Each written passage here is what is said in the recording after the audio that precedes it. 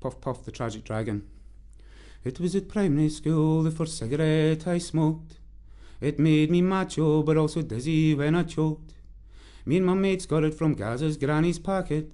She didn't notice on 60 a day making her wheezy and hack it.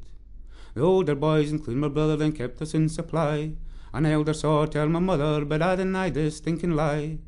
At secondary school I soon found smoking corner, exhaling smoke rings rapidly, becoming a quick learner. I then used my dinner money to buy a pack of 10, and made a tidy profit, selling in smokers' den. I was always known to have them from that moment on, could always name a price when others' fags were gone. Smoking didn't seem to hinder me at any physical sport, but I did begin to worry when supplies ran short, and to think how much trouble cigarettes began to cause, the belt, the tension, and of course all the burned clothes. Even on the school bus a fly fag I'd get caught, and all my stock confiscated that I'd earlier bought. I carried on my wholesale when the army I joined, as before I realised it's an earner that I coined. There was no point in stopping, as most the squad partook, and even encouraged others have an innocent sook. It was in the armed forces we added some herb, giggling so I couldn't talk or even pronounce a verb. Hash wasn't readily available on a regular basis at least.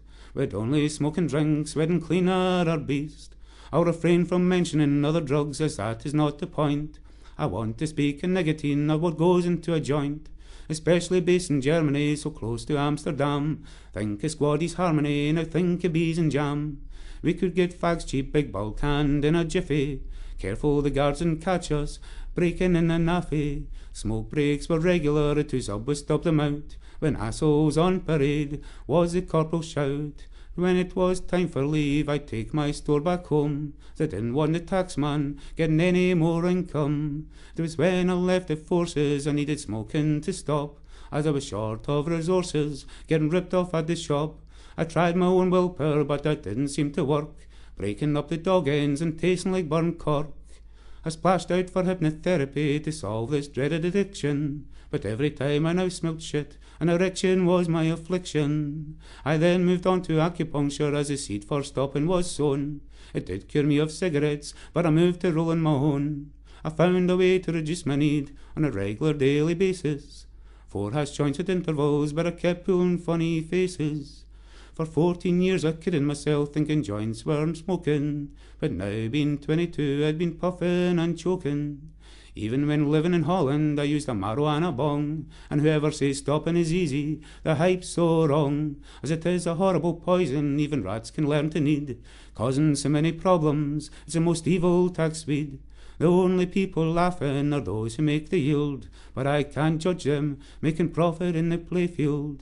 And when I transported tobacco in my means of haulage, I aided people's habit as a deadly carriage. I must now not play a part in this killing farce, as it may be the death of me and my children's remorse. I could turn to patches, gum or nicotine hell, but I would be remaining in my nicotine hell. I may get let off lightly, get my thighs onto the floor, but how would I manage, get my choir through the door? And if I had a lung removed or spoke through my throat, what sympathy would I get from the man in white coat?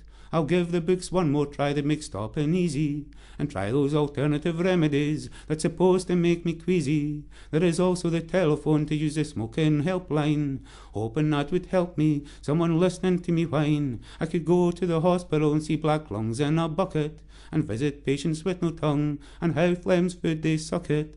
There are many methods, some very vastly extreme, but cancer has no prejudice and no cure by any cream. So it is only down to me and my conscious willpower to think of pleasantries and my children's wedding cake tower. Not that I want to control their life, as I can't do that myself. I just want to be around for them, not on smoker's death shelf.